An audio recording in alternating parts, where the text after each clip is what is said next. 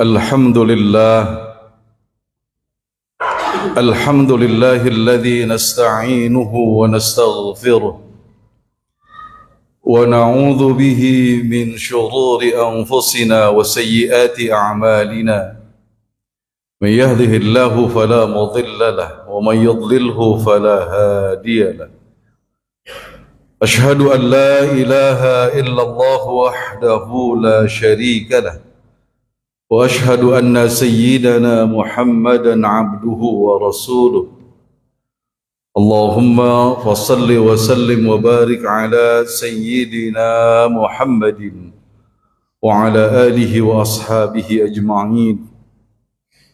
أما بعد فيا عباد الله أوصيكم وإياي نفسي بتقوى الله فقد فاز المتقون. قال تعالى: يا أيها الذين آمنوا اتقوا الله حق تقاته ولا تموتن إلا وأنتم مسلمون.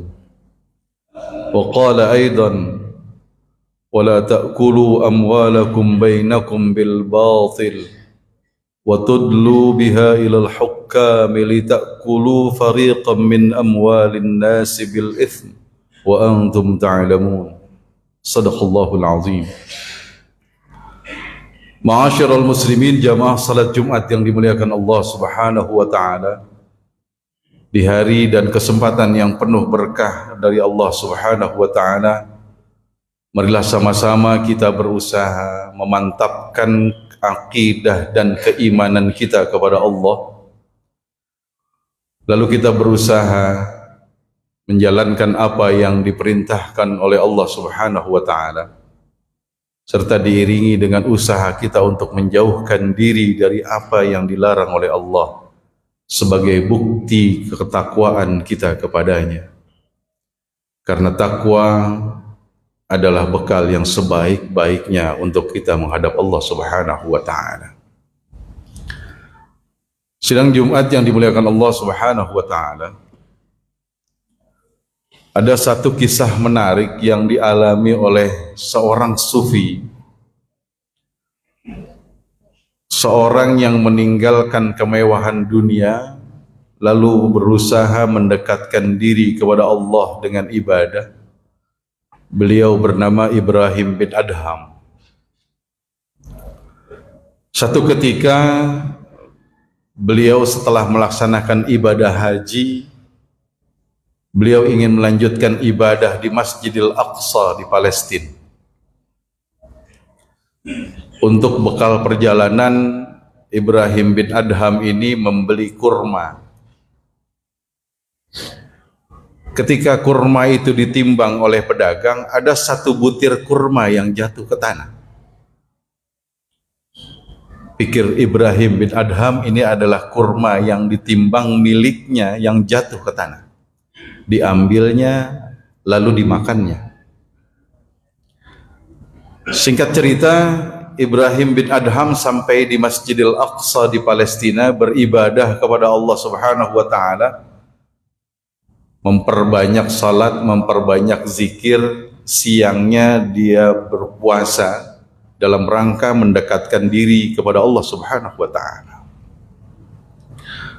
Beberapa bulan kemudian, dalam setengah tidurnya beliau mendengar percakapan yang dalam kisah ini disampaikan oleh pengarang kitabnya bahwa yang bercakap-cakap ini adalah malaikat.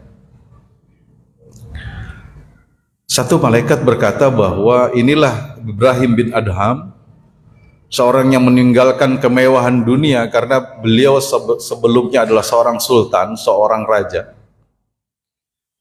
yang beribadah haji lantas melanjutkan ibadahnya di Masjidil Aqsa. Luar biasa. Tapi malaikat yang satunya bilang, kasihan Ibrahim bin Adham. Selama dia beribadah di Masjidil Aqsa, tidak ada satupun ibadahnya yang diterima, tidak ada satupun doanya yang diterima dan dikabulkan oleh Allah Subhanahu wa taala. Karena dia memakan sesuatu yang haram, yakni sebutir kurma. Mendengar ini Ibrahim bin Adham terkaget-kaget, terbangun dari setengah tidurnya, lalu mengingat kejadian apa yang baru dialaminya, juga mengingat bahwa beliau pernah memakan satu butir kurma yang jatuh ketika ditimbang. Akhirnya karena informasi yang didapatkan ketika setengah tidurnya, doanya tidak diterima oleh Allah dan ibadahnya tidak diterima oleh Allah, Ibrahim bin Adham kembali ke Mekah mencari penjual kurma beberapa bulan yang lalu. Setelah ketemu, Ibrahim bin Adham mengatakan bahwa saya minta dihalalkan atas satu butir kurma yang pernah jatuh ke tanah dan saya makan. Oleh pedagang kurma dikatakan, saya anak dari pedagang kurma, ayah saya sudah meninggal dunia. Saya menghalalkan apa yang telah kamu makan, tapi saya bersaudara 11 orang yang punya hak waris yang sama terhadap sebutir kurma itu.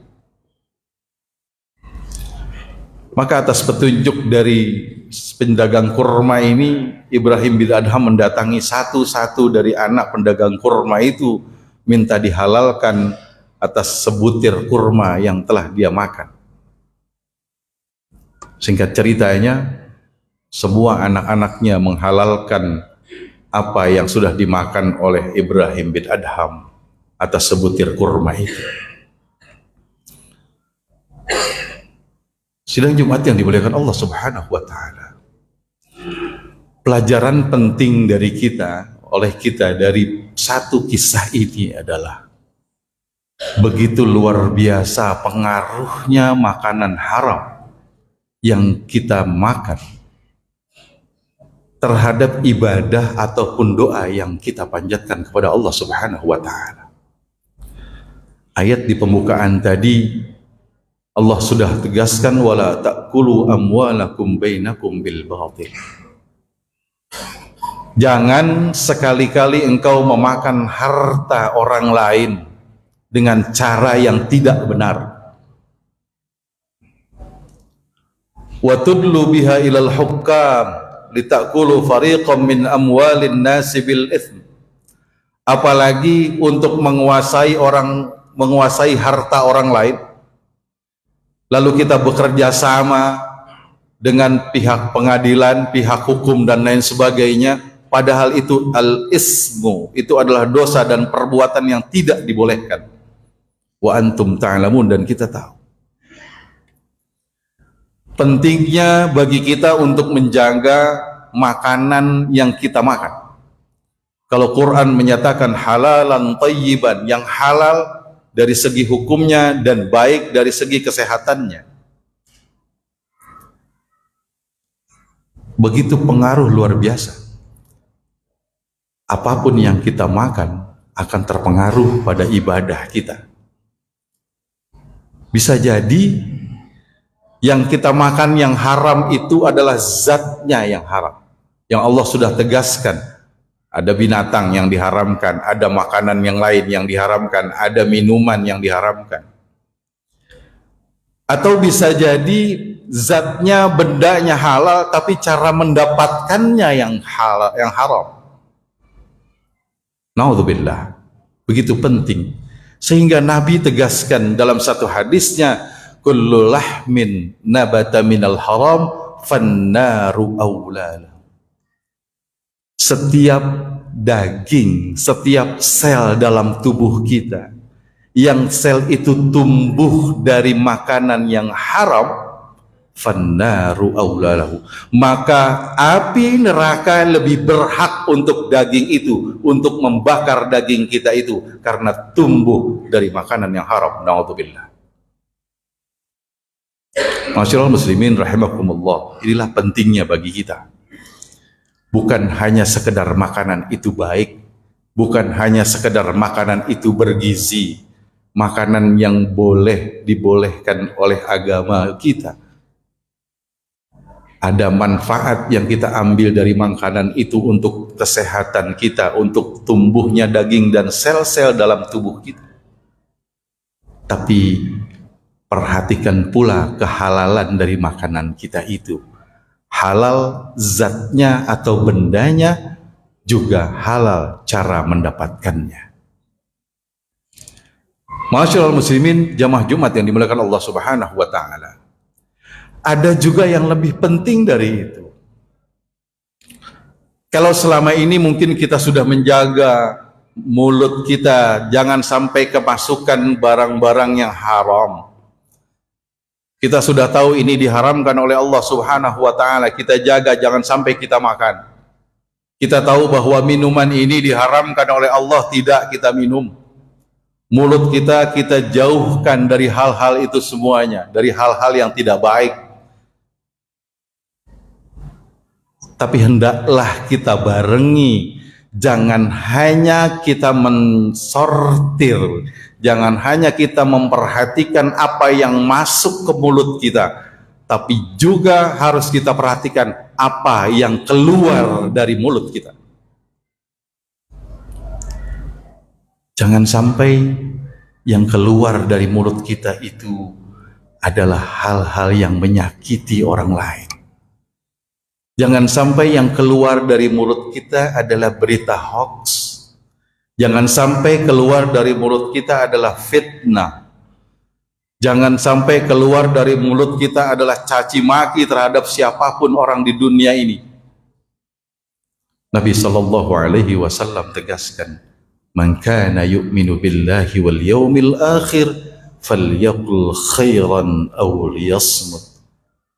Sebagai indikasi, sebagai indikator, sebagai barometer keimanan seseorang, kata Nabi sallallahu alaihi wasallam, falyakul khairan aw liyasmut. Hendaklah yang keluar dari mulutnya adalah kata-kata yang baik, kata-kata yang bagus, aw liyasmut.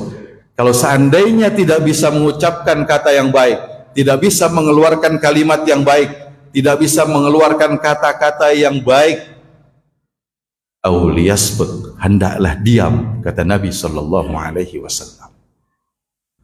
Hadirin ma'asyiral muslimin rahimakumullah. Dua hal. Kita perhatikan apa yang kita masukkan ke dalam mulut kita, dan juga perhatikan apa yang keluar dari mulut kita. Masuk yang baik, keluar dari mulut kita juga usahakan yang baik. Kita tahan dan kita jaga, kita sortir, jangan sampai barang haram masuk ke mulut kita, juga kita jaga jangan sampai keluar dari mulut kita hal-hal yang menyakiti orang lain, fitnah, hoax, dan lain sebagainya. Mudah-mudahan Allah Subhanahu wa taala membimbing kita, memberikan hidayah, taufik, dan petunjuknya kepada kita untuk kita dapat memperhatikan apa yang kita makan, dan Allah bantu kita juga untuk bisa kita mengeluarkan yang baik dari mulut kita semuanya ini. Amin ya rabbal alamin. Barakallahu li wa lakum fil Qur'anil azim, wa nafa'ani wa iyyakum bima fihi minal ayati wa dzikril hakim, wa taqabbala minni wa minkum tilawatahu innahu huwas samiul alim. Aqulu qawli hadha wa astaghfirullahal azim li wa lakum wa lisairil muslimina wal muslimat fastaghfiruhu innahu huwal ghafurur rahim. Allahumma salli wa sallim ala sayyidina Muhammadin wa ala sayyidina Muhammad.